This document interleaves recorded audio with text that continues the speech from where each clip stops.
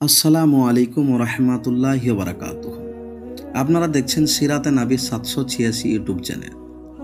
আজকের আলোচনার বিষয় হলো নাফস এবং কলব সম্পর্কে।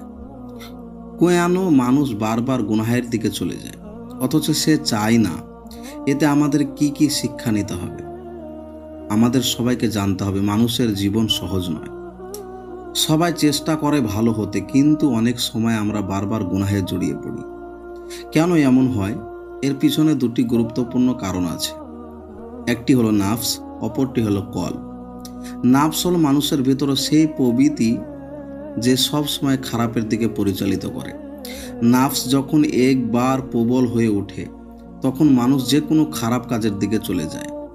আল্লাহ তাআলা কোরআনে বলেন, নিশ্চয় নাফস মানুষকে মন্দ কাজের দিকে প্রবণ করে।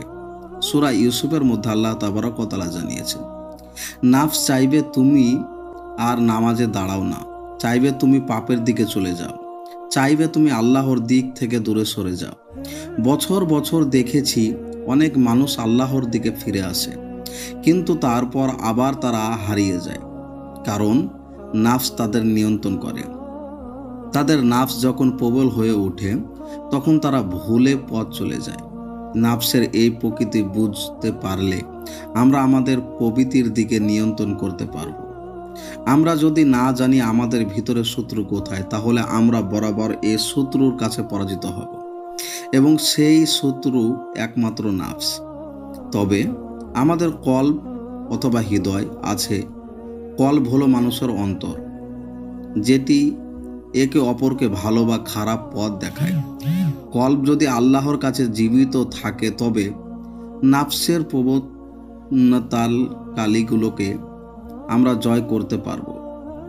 রাসূল পাক সাল্লাল্লাহু তাআলা আলাইহি ওয়াসাল্লাম বলেছেন, শরীরে একটি অঙ্গ আছে, সেটি ভালো হলে পুরো শরীর ভালো হয়, আর সেটি খারাপ হলে পুরো শরীর খারাপ হয়ে যায়।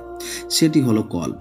এই কলব যদি ভালো থাকে তখন মানুষ আল্লাহর পথে চলে যায়, গুনাহ থেকে বিরত থাকে এবং শান্তিতে থাকে। তাহলে আমাদের করণীয় কি? প্রথমত, নাফসের বিরুদ্ধে লড়াই করতে হবে। আমাদের সব সময় মনে রাখতে হবে, নাফস চাই আমরা খারাপ পথে চলে যাই। তবে আমরা যদি কলবকে জীবিত রাখতে পারি, যেখানে আল্লাহর ভয় থাকবে, দয়া থাকবে, তওবা থাকবে, তাহলে নাফসের শক্তি দুর্বল হয়ে পড়বে। এখানে দুটি বিষয়ই গুরুত্বপূর্ণ, তওবা এবং আল্লাহর জিকির। তওবা, যদি কখনো গুনাহ হয় তবে দ্রুত তওবা করতে হবে। তওবা আমাদের কলবকে পরিষ্কার করে এবং আল্লাহর কাছে ফিরিয়ে আনতে সাহায্য করে। আমরা যদি আল্লাহর কাছে খাঁটি মনে তওবা করি, তাহলে আল্লাহ তাআলা আমাদের কলবকে শুদ্ধ করবেন এবং নাফসের শক্তি কমে যাবে। রাসূল পাক সাল্লাল্লাহু তাআলা আলাইহি ওয়াসাল্লাম বলেছেন, তোমরা সবাই গুনাহ করে থাকো, তবে তওবাকারীরা সবচেয়ে ভালো। সহিহ মুসলিম। আল্লাহর জিকির। কলব জীবিত রাখতে হলে আল্লাহর জিকির করতে হবে। কোরআনে তেলাওয়াতের, সালাত এবং মুনাজাত, এই সব কিছু কলবকে আলোকিত করে। আল্লাহ তাআলা কোরআনে বলে, তোমরা জেনে রেখো আল্লাহর স্মরণে অন্তর শান্তি পায়।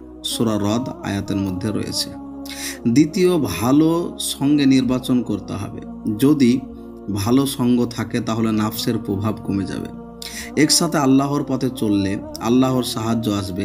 রাসূলুল্লাহ সাল্লাল্লাহু তাআলা আলাইহি ওয়াসাল্লাম বলেছেন, তোমরা যাদের সাথে বসো তারাই তোমাদের প্রকৃতি গঠন করে।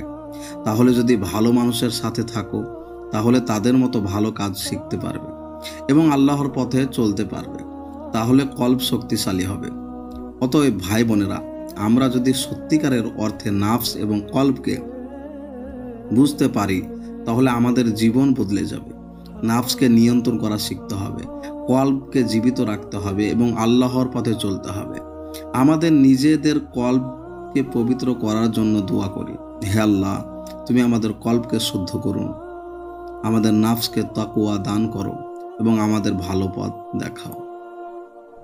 আল্লাহ তাআলা আমাদের সবাইকে এই গুনাহ থেকে মুক্তি দান করুন এবং আমাদের কলবকে সত্যিকার অর্থ জীবিত করুন।